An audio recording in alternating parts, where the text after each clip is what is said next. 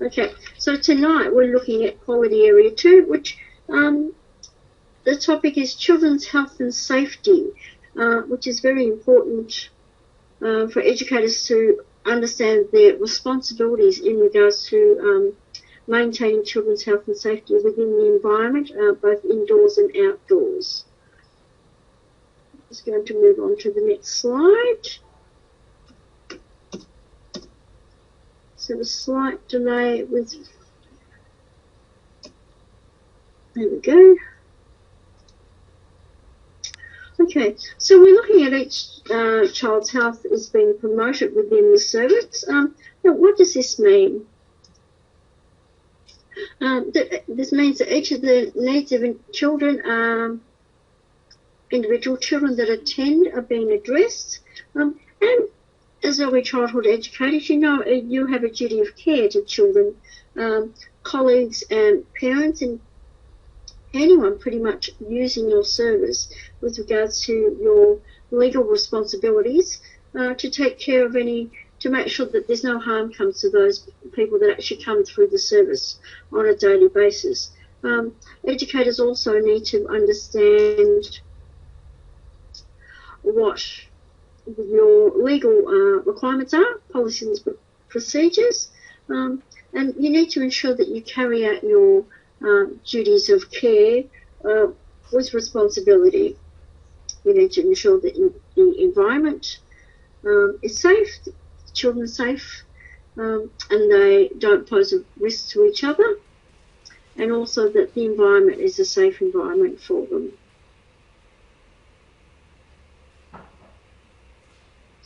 Okay. Before we move on to the next one, just making sure that you're also monitoring children's health and well-being during the course of the day. Children might come in looking all bright and fine in the morning, but by lunchtime maybe they're not looking so great. They might be looking a little bit flushed. Take their temperature and the temperatures come up. So in that scenario, what you would probably do is monitor their temperatures, give the parent a ring, and maybe the parent has inadvertently not told you in the morning that maybe the child hasn't been feeling so well this morning. So that might have been a little bit of information that could have been helpful for you when the children actually came into the service.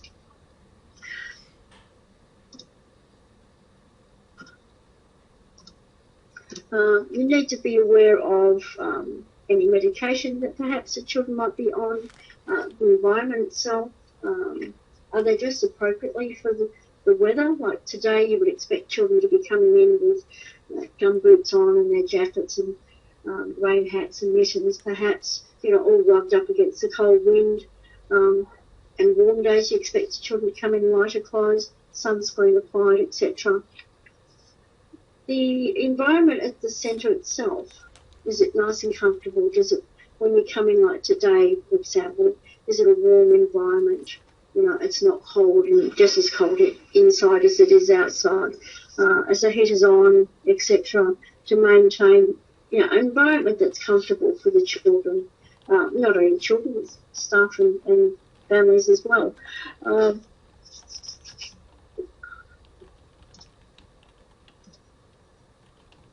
So just a couple of things with regards to consideration. Regular cleaning, for example. Maintaining the environment during the course of the day, mopping, sweeping, cleaning toys and equipment, particularly in the babies' room, for example, when children have been very busy during the morning and they've been maybe sucking on the toys, etc. Those toys are removed and cleaned and disinfected on a regular basis. That's going to cut down a lot of your cross infections and spreading of germs, particularly in the baby's room.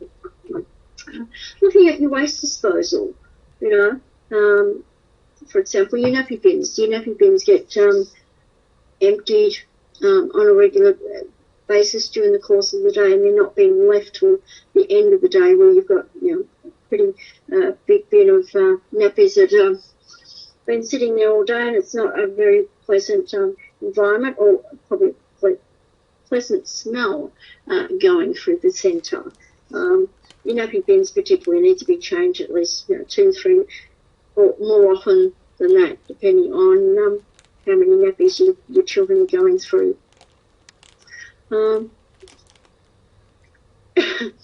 You've got staff that are following hygiene practices and encouraging children to follow those hygiene practices as well. So there's lots of times during the course of the day where children are going to play outside, or messy play, where you would want to encourage the children to wash their hands. As the same with staff, if the staff have been outside, you would want them to come in and also follow the hand washing procedures and practices of the service. If you've got any comments or feedback that you might want to pop in the box, it'd be lovely to hear from someone out there and who's ever listening to the call tonight.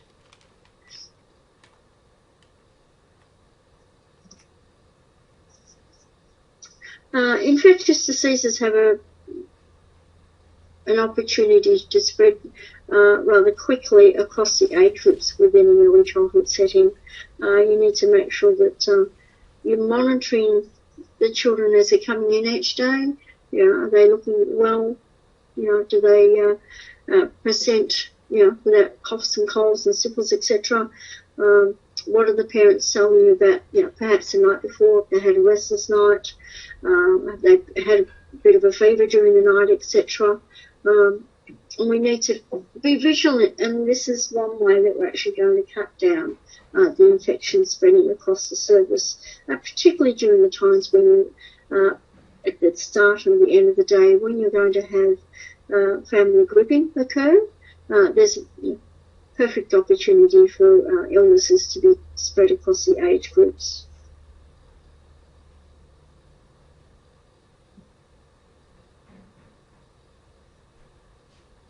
I'm just going to move on to the next slide.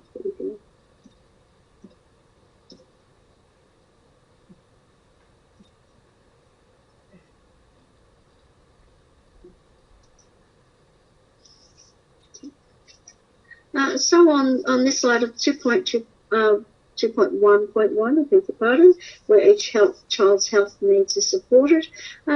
Just some points with regards to daily occurrences that should be occurring.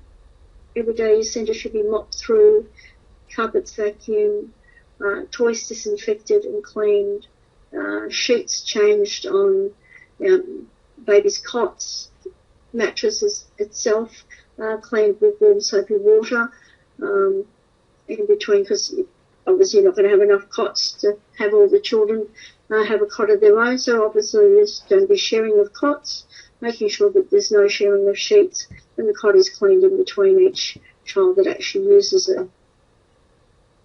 Maintaining food safety and handling requirements, understanding that the food requirements of your children, particularly if you've got children with anaphylaxis or asthma that come through, making sure that you're adhering to the requirements of the families so those children aren't having an episode of anaphylaxis or allergic reaction, etc. Again, hygiene practices, washing your hands, making sure there's no cross-contamination by using, say for example, boards for one use only, making sure you use single-use utensils. If you've got children with allergies, making sure that your food preparation areas are clean, your tables, eating areas are all cleaned and disinfected as well before and after your meal times. And hand washing is very important for the children as well, because we know with little ones, they've got residue on their hands, they will go around touching other pieces of equipment and other children, in fact. So we need to make sure that hand washing is adhered to at this time as well.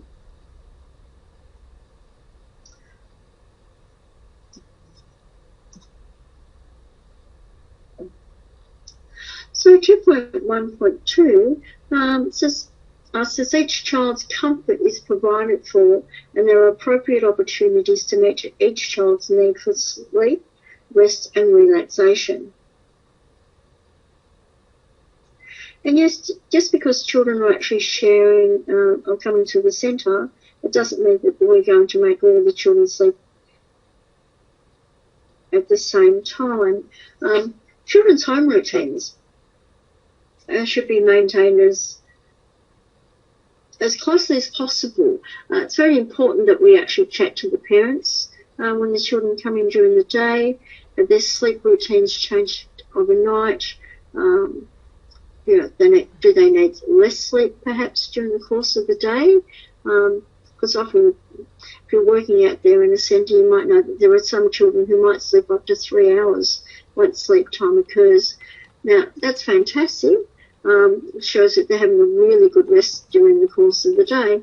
But if that's going to impact on their sleep routine of the night, you might think about, not putting them to rest as early as perhaps the other children. They're still getting the rest they might be having, so 2 hours instead of the 3 hours.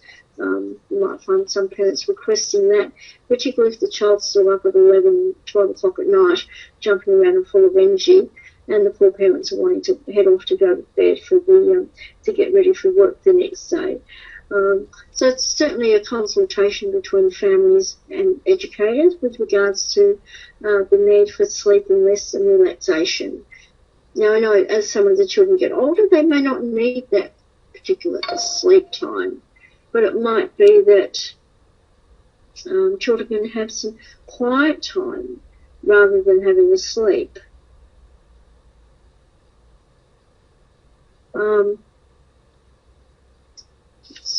I'm just going to pause just for a second because I realise the chat box isn't open.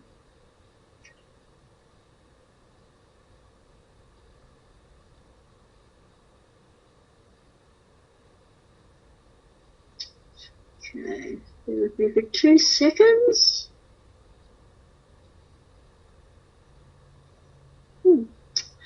Okay.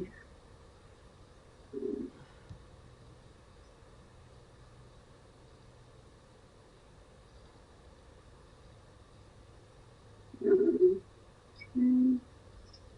we go.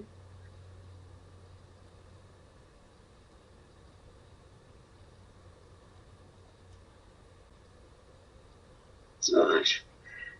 Okay. So hopefully that's sorted the problem out. Okay, I'll keep moving along because an hour is going to go fairly quickly. Ensuring that sleep time also is conducive to rest. That you've got the room semi-dark and not total darkness, because then it could become a work health and safety hazard where you're tripping over clothing or shoes on the floor or bumping into equipment or furniture. Having a semi-darkened room so that it's just setting the scene so that children are able to actually relax and not off to sleep. You've got heating or cooling as appropriate for the day. Like today, the heaters are on. The noise levels have gone down a little bit, so things, even if children aren't sleeping, they're having some quiet nap time activities so that they don't disturb the children who are actually sleeping.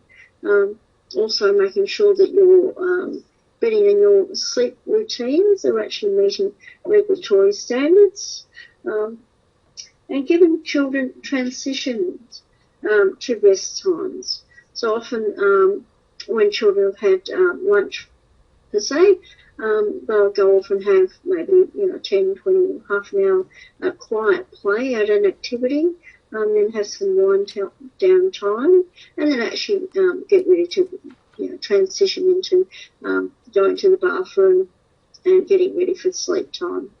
Making sure also the children who need comfort items have actually got those items with them for rest time. Encouraging self-help skills. So promoting, taking their shoes and socks off and putting them perhaps in a sleep bag, or, if there's a basket or something that they put their personal items in while they're sleeping, encouraging them to actually do that. Because it's promoting self-help skills. It's also encouraging the children to understand the routines that sleep time, and understanding where their personal belongings actually go when it is sleep time. Now, it might be that you get their shoes and socks and their jumpers put into their locker, and then they're able to actually locate where their locker is, and that's also part of the routine. So depending on what your service does as to what you would require the children to actually be doing. Even the younger ones, you start taking the socks off part way through, about half, and then getting them to encourage them to get hold of the toe and pull their sock off. And then obviously giving them lots of encouragement and praise, saying, oh, fantastic, look what you've been able to do by yourself. And once it becomes a routine, it's also building the children's confidence. They can actually complete a task or, take part in a task. Now, I'm not sure if on the bottom of the this particular PowerPoint there is a website.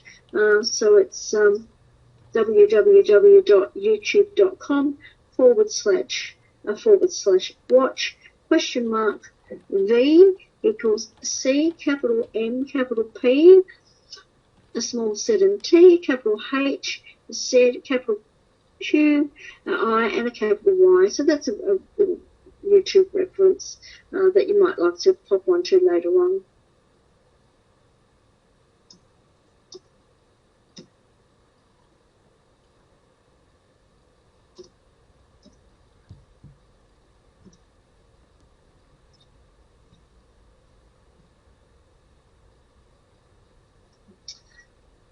Okay. 2.1.3 looks at effective hygiene practices are promoted and implemented. So, look. Okay, so as I was saying at the slide previously, with regard to self-help skills, making sure that their development age and developmentally appropriate, and you're not setting the children up to fail or to get frustrated in trying to complete a task or attempt to partake in assisting in any way. Often we forget with children that we need to go on the age and the developmental skills of the child, and often if you've got a child who might be quite tall for their age or are solid, and that actually, gives you the illusion size-wise that they're a little bit older than they are. And often we can get caught up in the trap of expecting a lot more from them when they really perhaps don't have the skills and the abilities to actually do the tasks that we're asking of them. So just remembering the developmental skills and abilities of the children that you're actually working with, not assuming that all children are actually going to be able to do the same thing. One child might, for example, shoes and socks off in a blink of an eye and not a problem. Another child might actually struggle to maybe get the Velcro straps undone and then pushing the shoe off the foot. So understanding the two different styles of the children and assisting where you needed. And that way that'll alleviate a lot of frustration and a lot of tears as well. Visual aids. Now, we've got visual aids, per se, in the bathroom. We've got our little posters up with regards to hand washing. We've got easy to reach taps, etc. Nice little push soap dispenser, which is nice and easy and quick for the children to use. Again, it's developing self-help skills and promoting independence. And there's nothing better than a child being able to say, look what I did. I can do it. I can do it all by myself. And you see the smiles on their faces and the sense of achievement they have. And there's nothing, it doesn't get any better than that during the course of the day. And role modelling. As educators, we're doing this all day. Probably most of the time, probably without even realising that we're doing it. But we're role modelling how to do things, how to talk, complete a task, interact with other children. We're showing them perhaps how to ask questions of another child. Can I have a turn? Can I have a look at what you're doing? Those sorts of things. So children are around us all the day, and they're certainly listening and looking at what we're doing. And it's important that, we can be the best role model providers that we can be with the children that we're working with. The next point, room guidelines to promote healthy habits. The best way for children to learn is repetition. And if we've got not only the routines in place, we've got staff who are guiding and support the routines and role modelling, children are going to pick up the routines and the guidelines, with regards to perhaps behaviour, like walking inside. Nothing worse than hearing staff say you need to walk inside, you need to use your quiet inside voices or indoor voices, and you might have staff raising their voice to actually tell the children use your quiet inside voices at the top of their voice. Quite confusing for children. Are you wanting me to use my quiet indoor voice while you're actually raising the voice in order to tell me that? So we need to be aware of the messages that we're sending and the way that we're sending it, so that it actually makes sense to the children. They're actually able to actually see and hear and listen to what we're actually telling them, the message we're giving them, and it's what we're wanting them to do. Again, there's another link on the bottom of the slide. Beg your pardon, I just sort of slipped forward a little bit quick.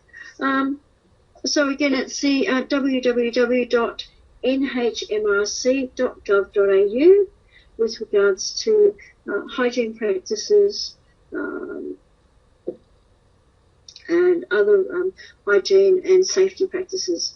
Okay, and no doubt, I'm pretty sure that you've probably got lots and lots of posters in your bathrooms, in your areas that you're having lunch, that you might have where you've got children sitting. You might see, pictures of lunches and things like that going on, and that's also going to help your children understand that the importance of following guidelines for eating, sitting at the table and eating, and not running around, eating food, etc.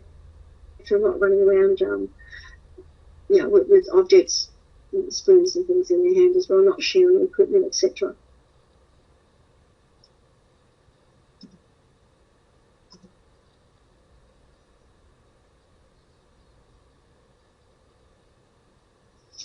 So we're just moving on to the next one. Excuse me.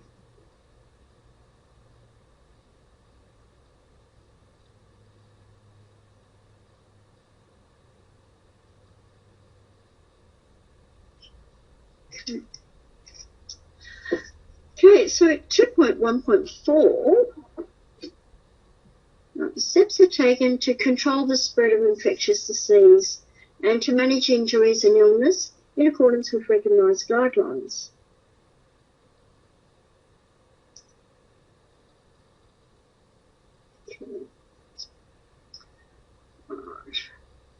Okay. So in order to achieve this, we need to make sure that we've got policies and procedures for infection control in place,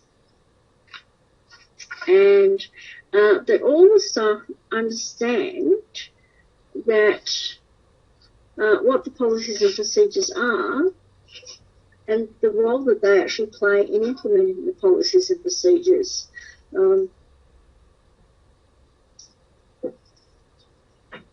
In order to do that, you need to review your policies and procedures on a regular basis to make sure that they're actually still current with the current legislation and regulatory requirements. But sometimes there's slight changes which will impact a policy or procedure, and they need to be tweaked just slightly. There's guidelines for safe play, such as not climbing on furniture and equipment that's not made for climbing on. Ensuring that outdoors the children are actually using the equipment safely and appropriately for what it's being used for. And as educators, making sure that With our supervision requirements, we are actually supervising children appropriately, both indoors and outdoors, to ensure that we understand where most of the children, if not all the children, are at any time indoors and outdoors, making sure that we're aware of any sounds that might be a bit unusual, raised voices, child crying. We're visually scanning where the children are and being aware of the environment so that we know if there's any little nooks and crannies that the children maybe like to hide in, particularly when it's time to come inside. Often children find a little nook to hide in and think, I'm not ready to go inside yet. Really important to make sure you check the playgrounds before all the staff and children go inside, and to lessen the chance of perhaps leaving a child unsupervised out in the playground. So just quickly going around and checking all those little areas that the children might like to hide in before you actually finally go inside with the group of children and educators, making sure that children are within your physical reach, as it says there, so that you're able to quickly alleviate any possible problems that might come up or accidents that might come up. If for example, you're outside and a particular child is maybe not, overconfident with climbing, but here he is on the climbing plane, climbing up. You might move a little bit closer and say to that child, would you like some help? Are you okay? Just offering some support and guidance so that the child actually knows that you're there and you're close enough in case there's anything happens that you're actually able to perhaps avert an incident, or you're there as if something was to happen. Gives the child a little bit more support, a little bit more confidence as well, to know that you're actually aware that maybe he's not that great at climbing and you're there for support. It also encourages the children to actually build up their confidence when they know that educators are there and available. Because this is the other thing, the children need to know that you are there for support, and if needed be, you are available to actually come and help them.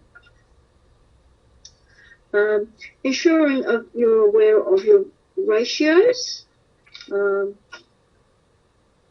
with regards to child educator numbers and ratios. So children up to the age of 2, it's 1 to 4 children. From 2 to 3, it's 1 to 5. And over 3-year-olds, it's 1 educator to 11 children. Being able to identify potential risks and hazards within the environment.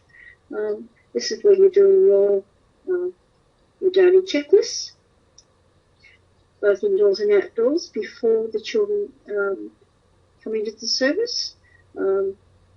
And once they're ready, they've come in and they're ready to go back out into the playground in the mornings, you actually go out and you do another yarn check before the children actually go out, because who knows what might have happened from the time you've checked it at maybe 6:30 in the morning to maybe 9:30 or 10 o'clock when the children were able to go outside.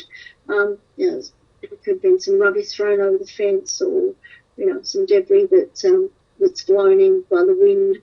You need to check pretty much twice before the children actually go out and use the play equipment outdoors, making sure that you're aware of any equipment indoors that might need some maintenance, for example, with all the wear and tear that the children give the equipment. Sometimes it needs to be removed so it can be cleaned up or repaired, and then represented to the children.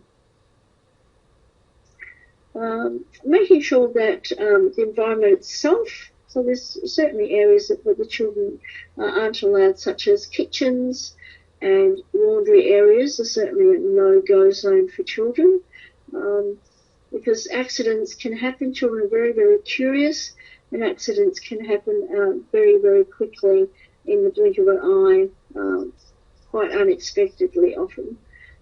There's also appropriate storage of medication and administering of medication. So depending on what your service actually does, most likely you'll have two staff members checking the medication.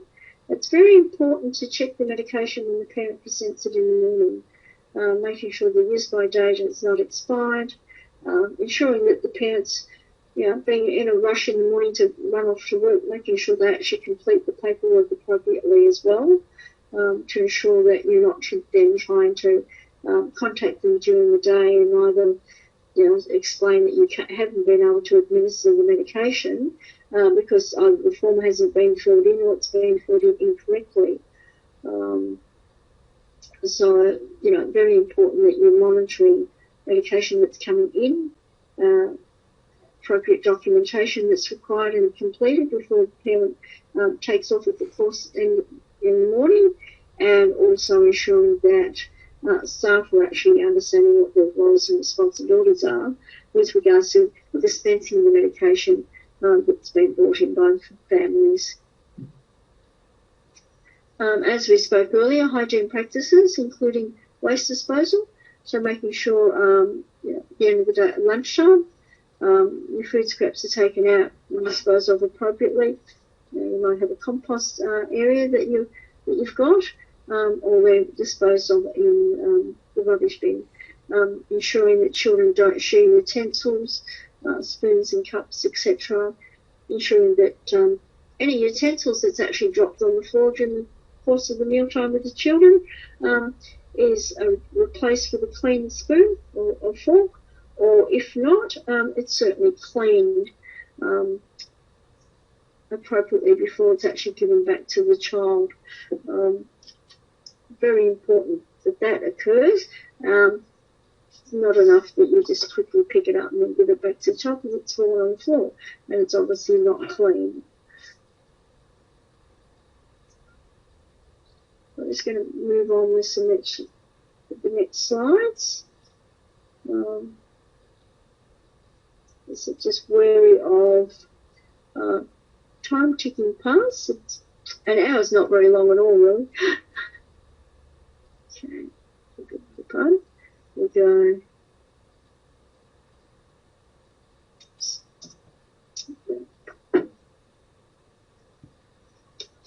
Right, so 2.2, healthy eating and physical activity are embedded in the program for children. And what does this mean? Well, for educators, we need to ensure that we promote healthy eating habits and support the recommended daily intake for early years development. So making sure that the younger children are getting their nutrition, like getting the appropriate amount of milk if they're on milk or formula or breastfeeding. Ensuring that the first foods are appropriate for the age of the child. And often parents will often ask us, when should I start to start offering, food for my child or baby, and what sort of food should I be offering, etc. So talking to the parents, and with new foods that are being introduced, the parents should also always introduce any new foods to the child before we actually introduce it at the service. And that way, if there's any concerns with regards to allergies or things like that, it gets raised with the family at home rather than with us at the service. So by the time when the parent comes to us and says, we tried maybe a sweet potato on the weekend and the child didn't have any allergic reactions to it before at all, that's actually good because then we know that that's a new food that we can actually start to introduce the child while they're at the service. But any new foods that is going to be introduced, the parents actually need to take that initiative and do that at home. And the new foods need to be tried, obviously, with other foods that the child's actually currently eating as well, so that if the child perhaps doesn't take it the first couple of times, there is something else for the child to eat. Okay. The same when we're serving food at the service, making sure that there's several pieces of different foods for the children to eat on their plate, so that they may not like carrots, but it's okay. We've got some maybe mashed potatoes and peas, maybe some chicken they can eat. So it's we're making sure that they get a full nutritional meal during the day. And water and milk is also being offered throughout the course of the day. And children should have access to water at all times during the day. And it should be available where children are not having to ask staff for a drink of water when they're thirsty. The drinks should be able to be available so the child can actually go and get their sipper cup and have a drink. And the water is replaced, at a regular interval during the day, because it's so that the children are always having fresh water in their cups, particularly sipper cups. It's not enough to fill it up during the course of the day and just let it sit there until the end of the day and then refresh it. Think of yourself, if you'd like a drink of water, you'd like a nice fresh cold drink of water, not one that's been sitting there all day in a cup. So this goes for the children as well. So regularly keeping an eye on the children who might not have drunk much water during the day, encouraging them to drink water so that they keep hydrated during the day, particularly in the summer months when children get quite busy outside and they get a little bit hot and they can dehydrate rather quickly. Moving on to the next, we're promoting physical activity. Very important for children's health and growth and well-being. Even if it's a bit fresh outside, running them up, taking them outside isn't, parents take them out when the weather's cold. We don't have to keep children rugged up or indoors all day just because it's a little bit cool outside. But making sure that they've got the appropriate clothing on, so they do have a jacket, they do have warm clothing and long pants on, and they're not running around in skimpy outfits and obviously looking a bit cold. So making sure that there is some physical activity built into the program during the day. So there's games outside, there's bikes to ride, there's balls to play with, there's climbing equipment to climb on and in and under and around. And every day there should be some physical activity being provided to the children. A day like today when it's been raining and pretty miserable most of the day, you can certainly bring some outdoor equipment in. So you can also, bring the tunnels in so that the children can actually still do some tunnels. Play some games where they're, having a bit of physical activity, put some music on and do some dancing, that sort of thing. So there's no reason why you can't incorporate it into each day of the children that they're at the service.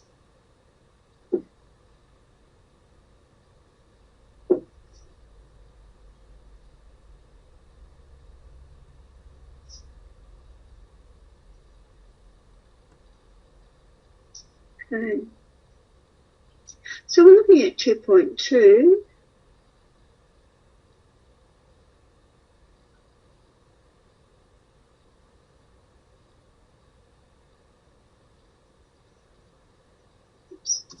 Okay, it's going a little bit too far there, sorry. 2.2 says healthy eating and physical activity are embedded into the program for the children. Very important. So each day that children are arriving at the centre, because when you think of the amount of time that a child spends in care, they're spending a lot longer than in care than us as educators are. We come in and we do our shift and we're off home. Often the children come in before we do and they're still there at the end of the day. So we need to make sure that we're actually ensuring that the recommended daily intake of nutritional food is balanced and appropriate for the children during the course of the day. Breakfast cereals with a toast or a crumpet or muffins, things like that. Lunch is a variety of meats, vegetables, pasta. There's vegetarian dishes in there. There's dishes that might have bread, sandwiches, that sort of thing, or wraps, salads. So there's a whole gamut of appropriate foods for children to have during the course of the day. It's mixed up, so there's nutrition across the course of the day as well.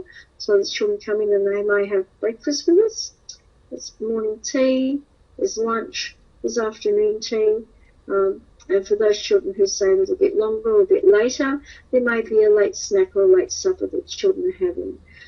And these are spread out at regular intervals during the day, so that children are regularly eating or having something to drink, and it's nutritionally balanced for them. With the children with dietary requirements, you're talking to parents and making sure that the food that's being offered to the child is appropriate for them. Particularly if the children have allergies, etc. Very important to make sure that we're not offering foods or products that are actually going to cause an allergic reaction in our children. Ensuring that also the education and healthy habits of the children is something that we set up at an early age that will follow them into adolescence and adulthood.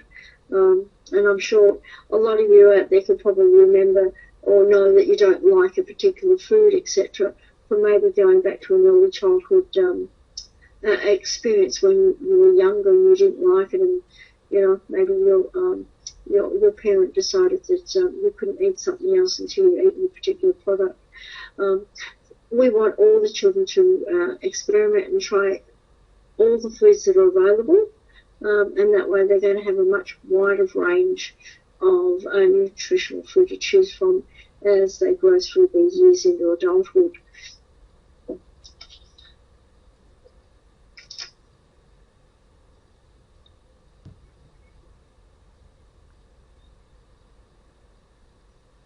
Here we go. Let's move on to the next one, 2.2.1. Excuse me. Also, question, how can we achieve this? There are programs in the early childhood system such as Go for Your Life and Start Right, Eat Right. And this is ensuring that the services are meeting the regulatory requirements for the provision of nutrition balanced food. Is to ensure that they're monitoring the types of food they're providing for the children, low sugar or no sugar. You don't need to have salts in foods that you're preparing for the children.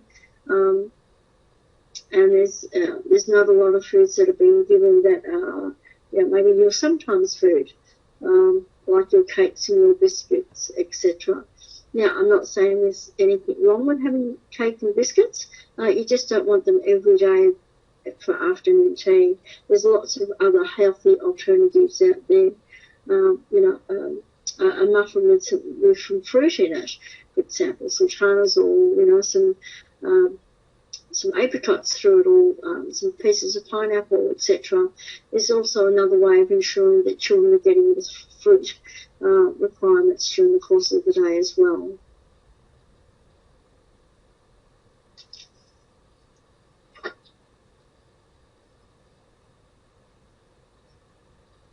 Let's move on from that one. And then again, water is accessible at all times for children, and educators promote the physical needs for intake of fluids throughout the day. So obviously, when you're sitting with the children, obviously having a drink of water with the children and role modelling that, hey, we're drinking water as well, and it's good for you.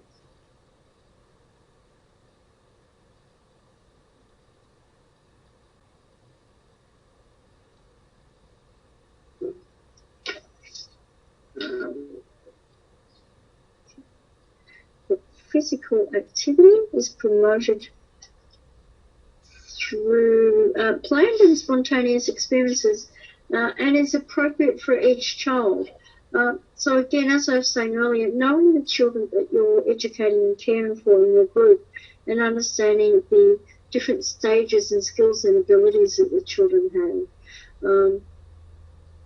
Physical activity is promoted through motor skills, with routine tasks and experiences. So, getting the children to, perhaps assist, bringing cups and plates and things for morning tea, setting up the table, getting them to set up experiences, or, assisting the educator bringing things out. That we're also involved in children's physical activity. And it was just this afternoon in the centre that I was working with, whether it's been wet all day, we've been indoors, doing a little family grouping this afternoon. It's been a quiet day. A lot of families have kept their children home. And we were doing a simple game of renewing the roses in the toddler room this afternoon. Children are absolutely loving it. We had started off with a small group of like 3, and then the other children decided, I want to join too. So we ended up with like 7 children with a game of Ring of Roses. It also goes to role model for the children of, anything that they're doing, we can do too. We're joining in, we're promoting. It's much better, a lot more fun, rather than standing on the sidelines watching the activity. Jump in, join, It is certainly also helps the connection with the children. It's also nice when parents come in and you're having a, game of Ring on the Roses. There was a parent sort of just came through the windows as we were starting, and she saw her little girl in the group, and the look on Mum's face was just, was absolutely, incredible. She was just so surprised and, smiling from ear to ear that her little girl was actually joining in on the game. She came in and she said, I was watching for a couple of seconds. She said it was fantastic to actually see a small snippet of actually what the child was doing during the afternoon. We need to make sure that there's the next point down, that equipment and experiences are educator-initiated or child-initiated, in line with realistic expectations of child age and developmental levels. So again, understanding the skills and abilities of the children you have. If you've got children who are a little shy, don't expect them to, perhaps partake in any experience. They might want to watch from the sidelines for a couple of goes to see actually what goes on, what you're actually doing, until they feel more comfortable to actually then go, I'm going to have a turn. I'd like to join in on that game. And it's about showing the respect for the child as well, and not expecting, putting them all together and saying, well, look, you're all 3-year-olds, you should all be doing the same thing. Children operate at different levels, as we do as adults. Not everybody is, up there wanting to be the first person in line. Someone might decide that, I'll just wait and see what everyone else is doing and what's going on before I decide I want to jump into. Or just being aware of the different personalities of your children.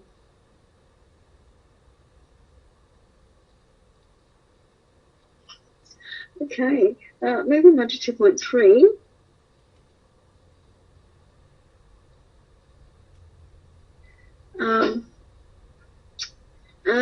That each child is protected.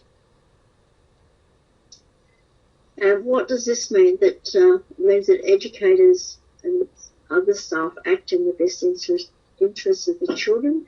We understand about our roles and our duty of care in order to protect the children that we care and educate for during the course of the day. Ensuring that the environment that the children are in, it is safe. The children are protected from harm or risk of harm. We also understand that the emotional needs of children, and we're not putting them all together as a group and saying, well, you can all sort of, you're big enough and you're old enough to actually cope with, what's coming up with the changes, etc. And we're offering that comfort, that physical comfort. There's nothing wrong picking a child up if they're a bit teary and giving them a cuddle, wiping their tears, and then perhaps settling on the couch with a story for 10 minutes or so. They've got that closeness to you. They've got the support that they know that educators are there and willing to actually pick them up and give them a cuddle, or find out what's wrong with them or what the concern is, and offering that support for them. The environment, both indoors and outdoors, also needs to be monitored to ensure safety. Understanding our responsibilities for supervision. What happens when we supervise children? Are we scanning the environment to make sure that we're understanding where the children are? Are we listening for different sounds that we might hear during the period of time? Do we hear a child crying? Do we go to investigate? What has happened to the child? Have they been injured? Are they feeling a little bit emotional because they've just started to remember that mum's gone off to work and they're feeling a little bit emotional? And being aware of that and going to investigate, not waiting until there's lots of several children crying, or there's lots of raised voices and there's tussling over a piece of equipment or a toy, where the risk of a child being injured is much higher. You want to get to it earlier rather than later. So one, you alleviate the emotional state of the child if possible, and you alleviate any children being injured or hurt. We also understand what our duty of care is, and understanding the child protection that we're required to understand with regards to children at risk. So for each child being protected, we need to understand, as I said, the supervision requirements, the techniques, making sure your back is to a fence or a wall, and you're facing into the play environment, not standing in the middle facing out where you're only going to see a portion of it. You're understanding the physical and emotional needs of each of the children that you're educating and caring for. You've also done a hazard and risks checklist within the environment, both indoors and outdoors, before the children have arrived.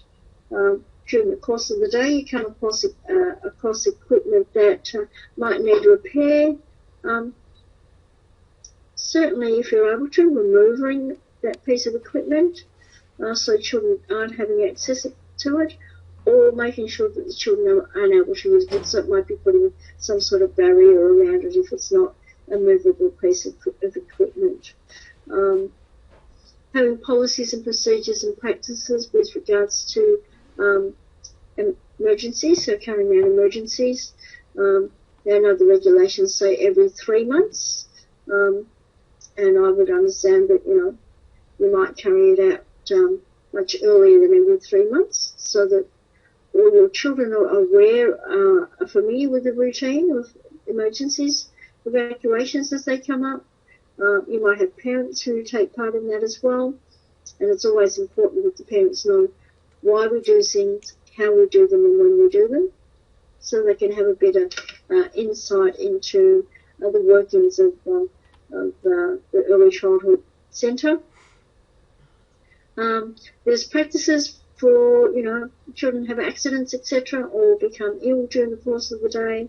There's paperwork and documentation to be compiled, and there's reporting processes, picking up the phone, talking to the parent with a much serious accident, perhaps reporting it to the Department of Human Services or the Health Department in the case of perhaps an outbreak of the chickenpox across the centre, or things like that. So you know what your roles and responsibilities are. Processes for excursions. Now I understand this day and age there's not many services that actually do excursions because of the number of perhaps staff that you might need to get on board, the complications of trying to get parents to come, looking at the weather, if the weather changes, etc. It's a fairly high risk event to do. But I still think it's really important to actually take children on excursions. Something that might be nice and handy and local to the service that is manageable. Walk down to the local library to perhaps borrow library books for the service for the children to have over the next fortnight, etc. Taking it all into account, how to get there, mode of transport, how many educators, children, child-staff ratios, parents involved, hazards on the way to, etc., what mode of transport you're taking, etc. It's so important to actually perhaps do some small excursions with the children. One, it's nice to actually take them out, even if you took them down to, or walk around the block to maybe pick up some natural items that they find, or perhaps go to the down to the local shop to go to the fruit shop, maybe select some fruit for afternoon tea. It's all part and parcel of the child's environment when they go out with mum and dad, go shopping, etc. It's actually nice to do something like that during the course of the day with the children. Also, understanding as educators your roles and responsibilities to understand the signs and symptoms of a child at risk of harm or suffering abuse and or neglect. Now, neglect might be, the children are not coming in dressed appropriately, perhaps not having breakfast, or, parents, ignoring the child. That's also a form of neglect when parents actually totally ignore the child. Lack of comfort, perhaps, from the parent. And this is not because the parents may be too busy in the morning and going off to work, or in a hurry and a fluster of an evening picking up the child. This is where the parent does not want to actually have any physical comfort provided to the child, where there's a coldness between parent and child. So understanding that, it's not always children coming in with bruises and bumps, etc., that have occurred at home, or far more serious things that have occurred.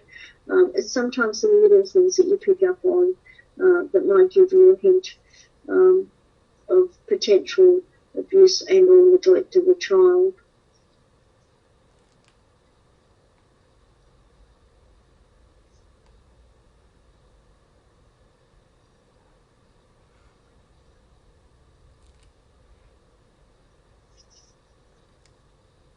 Okay, so I'm just going to go through 2.3.1, where children are adequately supervised at all times, particularly on the change table.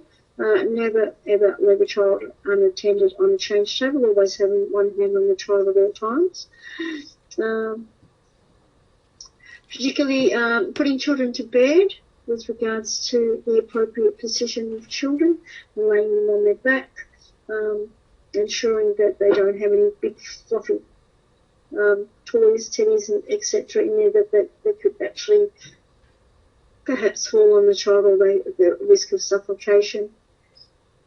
As I said earlier, children are being seated and supervised at meal and snack times, and implementing child-safe, child-friendly policies and work practices. So as early childhood educators, we've always got the children's best interests and health and well-being at the forefront at all times of anything that we actually do.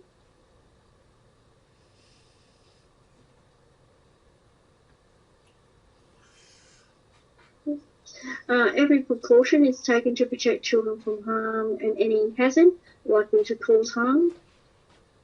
So this is understanding the supervision requirements, particularly at meal times, ensuring that children have the appropriate food that they're eating. Like with younger ones, the food is rather cooked well, so it's soft and squishy, and there's nothing hard that could cause a choking hazard for them. Monitoring children learning new skills such as walking or balancing, again being beside them, offering that guidance and support.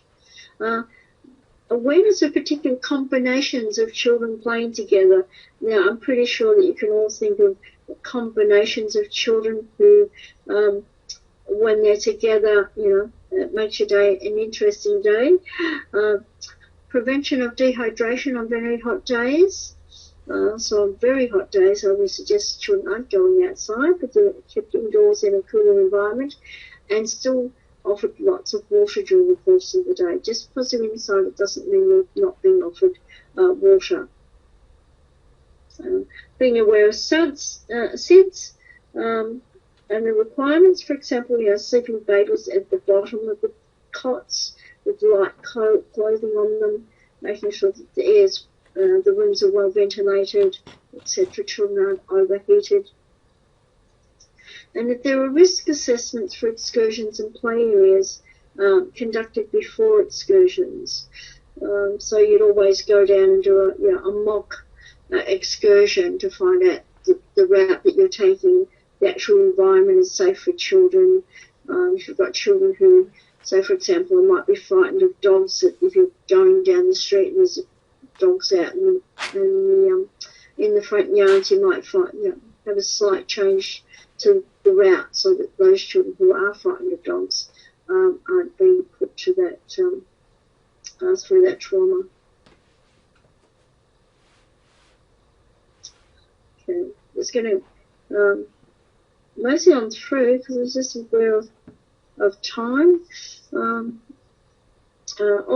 Authorisations for excursions are obtained. Yes, you can't take, not able to take the children out of the early childhood environment without permission being sought from parents.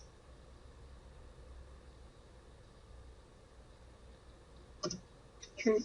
2.3.3, that the plans to effectively manage incidents and emergencies are developed in consultation with the relevant authorities, they're practiced and they're implemented.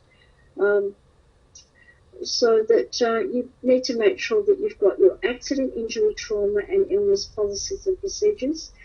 They're established and understood by educators. So it's important that you review your policies at regular intervals so your staff or educators know that what's expected of them. What does the policy actually say? What are their requirements that they need to do? That parents are notified of incidents, injury, trauma or illnesses in their children. Accident, injuries and trauma records are done and completed and ready for parents to sign off when they come in at the end of the day, or the parents are given a head up during the course of the day, depending on what the illness of the accident is.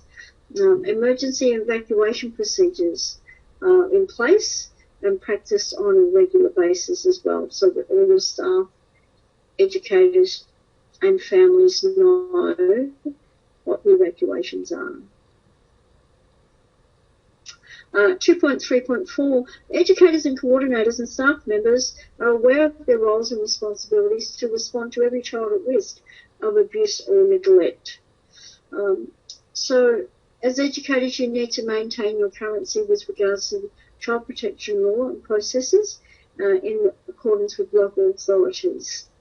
You have ongoing professional development provided in line with staff protection, and your service policies and procedures are reviewed to provide the most recent information with regards to child protection.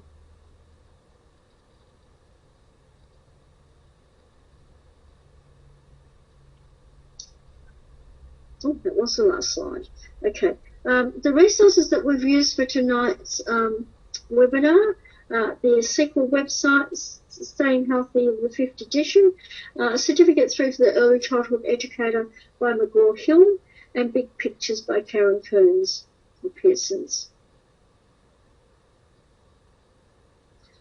The Staying Healthy 5th edition is a very useful document in early childhood settings with regards to understanding some of the signs and symptoms of the lesser known early childhood illnesses that may present themselves in children. And if there aren't any discussions at the moment, we'll probably conclude tonight's webinar on Quality Area 2. I'll just stay on the line just a couple of minutes after we're finishing off. I hope you've enjoyed tonight's discussion, and have a lovely week. And next week we'll be back on with Quality Area 3. So I look forward to hearing from everybody next week on the following webinar. So on behalf of Trains, we thank you for participation in this National Quality Standard Professional Development session, and we look forward to having you at our next session. Have a lovely week, everybody, and thank you very much for attending tonight's session. Have a lovely week. Goodbye.